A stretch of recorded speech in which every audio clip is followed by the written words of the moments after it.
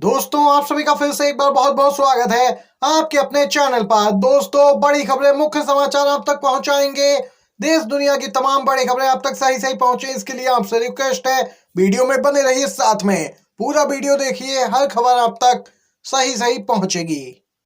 बड़ी खबर आ रही है दोस्तों, जहां पर जानेंगे राहुल की यात्रा पहुंच चुकी है पश्चिम बंगाल में, पूरी खबर जानेंगे। वहीं क्या सीएम नीतीश कुमार फिर से यहां पे एक बार पलटी मारने की तैयारी में है। दोस्तों कयास तेज हो गए हैं, बड़ी खबरें आ रही हैं, जानेंगे। ईवीएम और बैलेट पेपर को लेकर भी अपडेट है।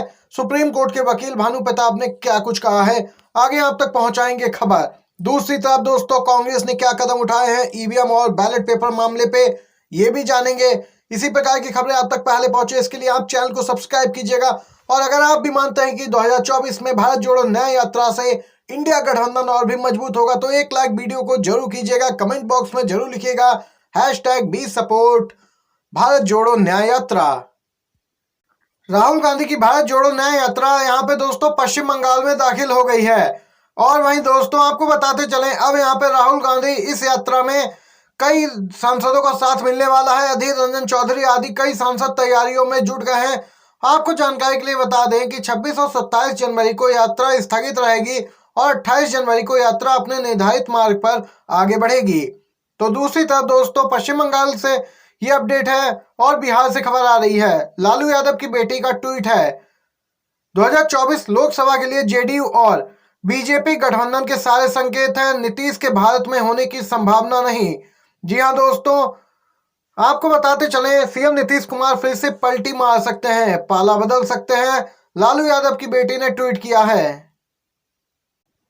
और वहीं कयास ये भी लग रहे हैं कि जहां तक खबर निकल के आई कि राहुल गांधी की यात्रा जो यहाँ पे बिहार में दाखिल होगी, तो यहाँ पे नीतीश कुमार भी उनके साथ चलेंगे यात्रा में। लेकिन अब यात्रा पे नीतीश कुमार नहीं जा रहे हैं। दोस्तों बताते चले जेडीयू ने कहा है कि अभी इसकी पुष्टि नहीं है, जिसके बाद यहाँ पे कयास लग रहे हैं। और गृह मंत्री साहब पहले ही कह चुके हैं कि यहाँ पे कई संभावनाएं हैं, और उसी के तहत यहाँ पे दोस्तों देखा जा रहा है कि जेडीयू और बीजेपी की नजदीकियां बढ़ रही हैं। इतना ही नहीं, बिहार में सत्तारूढ़ जनता दल कमजोर स्थिति से उबरने के लिए विधानसभा भंग कर मध्यावधि चुनाव में जाने की भी सोच रहा है। दोस्तों नीतीश के लिए बिहार में एनडीए सरकार बनाना आसान नहीं है। और आपको बता दें कि इस बार विधानसभा अध्यक्ष आरजेडी से हैं, जिसके बाद यहाँ पे आरजेडी का पलड़ा भी भारी माना जा रहा है। बिहार की महागठबंधन सरकार स्थिर है या अस्थिर, इसका फैसला वक्त पे छोड़ते हुए इस समय चल रहे घटनाक्रम को देखें तो जीतन राम मांझी के बाद अब भाजपा ने भी अपने विधायकों को पटना बुला लिया है। गौरतलब है आरजेडी के बाद भाजपा विधानसभा में दूसरे नंबर पर है बिहार में। यह अपडेट निकल के आई है, बड़ा राजनीतिक घटनाक्रम बिहार से सामने आ सकता है। सुप्रीम कोर्ट के वकील भानु प्रताप ने बड़ा खुलासा किया है। वही भानु प्रताप जो ईवीएम पे आए दिन नया बयान देते हैं, इनका वीडियो भी सोशल मीडिया पर काफी तेजी से वायरल होता है। भानु प्रताप ने आज इंटरव्यू किया और यहाँ पे दोस्तों इस दौरान उन्होंने कई बातें यहाँ पे बताई हैं।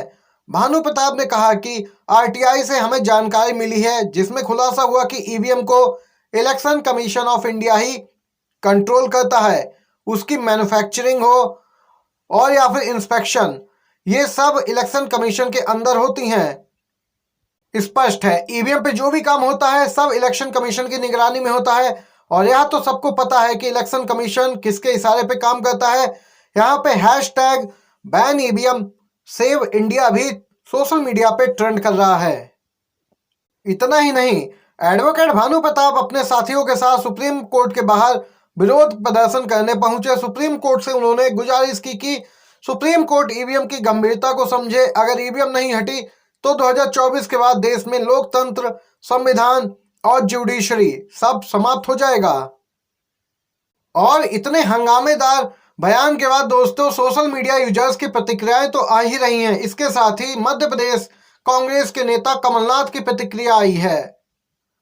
कमलनाथ बोले कि अगर ईवीएम से ही चुनाव कराने हैं तो वोट की पर्ची जो वीवीपैट में दिखाई देती है उसे मतदाता के हाथ में सौंप देनी चाहिए, जिसे वह पास में रखी मत पेटी में डाले और इसी पर्ची को फिर गिना जाए।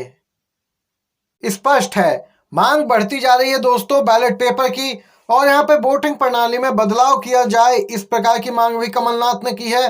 और यहाँ ईवीएम से हटकर मत पत्र से चुनाव कराए जाए या तो। ये दोस्तों इस समय की ब्रेकिंग न्यूज है। एक सोशल मीडिया यूजर ने इन्हीं खबरों को लेकर ट्वीट किया और लिखा कि अगर चुनाव बैलेट पेपर से होते हैं तो बीजेपी 120 प्लस ही सीटें पाएगी लोकसभा चुनाव में, और अगर ईवीएम से होते हैं तो बीजेपी 405 प्लस का आंकड़ा यहां पे पा जाएगी। दोस्तों आपकी क्या कुछ राय है, चुनाव किससे होने चाहिए, बैलेट पेपर या ईवीएम? अगर आप भी बैलेट पेपर के समर्थन में तो एक लाइक वीडियो को जरूर कीजिएगा, समर्थन दर्ज करवाइएगा। अगली खबर की ओर चलते हैं।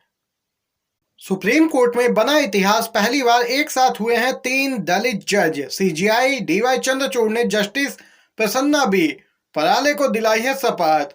दोस्तों सुप्रीम कोर्ट में इस बार इतिहास बना है, पहली बार एक साथ सुप्रीम कोर्ट में 3 दलित जज नियुक्त हुए हैं। ये अपडेट निकल के आई है दोस्तों। इसी के साथ अगली खबर की ओर चलते हैं। बंगाल पहुंची है भारत जोड़ो न्याय यात्रा, अधीर रंजन ने किया है स्वागत। राहुल बोले अन्याय के खिलाफ लड़ेगी इंडिया गठबंधन। राहुल गांधी के नेतृत्व में चल रही भारत जोड़ो न्याय यात्रा पश्चिम बंगाल पहुंच चुकी है। असम में तमाम मुश्किलों का सामना करने के बाद स्वैच्छिक यात्रा पश्चिम बंगाल में दाखिल हो गई है और यहां पे कांग्रेस के प्रदेश अध्यक्ष अधीर रंजन चौधरी ने यात्रा का स्वागत किया। इस अवसर पर मीडिया से बात करते हुए राहुल गांधी ने बीजेपी आरएसएस पर हमला बोला। उन्होंने कहा बीजेपी और आरएसएस देश में नफरत को बढ़ावा दे रहे हैं। राहुल गांधी बोले बीजेपी आरएसएस मिलकर देश में इस नफरत को फैला रहे हैं जिससे हिंसा बढ़ रही है और हमारा एक ही काम है इस नफरत को मिटाना। उन्होंने कहा कि न्याय यात्रा इसीलिए शुरू की गई है जिससे कि इनकी इस नफरत और अन्याय का जवाब दिया जा सके। इंडिया गठबंधन पूरे देश में अन्याय के खिलाफ मजबूती से लड़ेगा। ईडी की कार्रवाई अब लगातार जारी है। एनसीपी के प्रमुख शरद पवार के पोते रोहित पवार इन दिनों सुर्खियों का केंद्र बने हुए हैं। ईडी ने उनकी एक कंपनी पर दोस्तों छापेमारी की है। एनसीपी विधायक रोहित पवार से 11 घंटे पूछताछ की गई है। ईडी के पूछताछ के दौरान सुप्रिया सूले आदि यहां पे कई नेता दफ्तर के बाहर मौजूद रहे। अब इस पर शिवसेना उद्धव गुट के नेता संजय राउत का बयान आया है। संजय राउत ने कहा कि यह ईडी की कार्रवाई नहीं बल्कि यह बीजेपी की कार्रवाई है। यहाँ पे दोस्तों देख सकते हैं लगातार ईडी का किस प्रकार से दुरुपयोग किया जा रहा है, जबकि अजीत पवार जो इस समय डिप्टी सीएम बने हैं उन पर जो घोटाले के आरोप थे उसकी फाइल ही यहाँ पे ईडी को नहीं मिल रही है। कोर्ट में ईडी ये बात कह चुकी, लेकिन विपक्षी नेताओं की फाइल ईडी के पास हमेशा ही मौजूद रहती है। संजय राउत भी बीजेपी और ईडी पर भड़के हैं। दोस्तों अगर आपको ये वीडियो पसंद आया हो तो एक लाइक जरूर कीजिएगा, शेयर कीजिए अपने सभी दोस्तों के साथ। आपका धन्यवाद।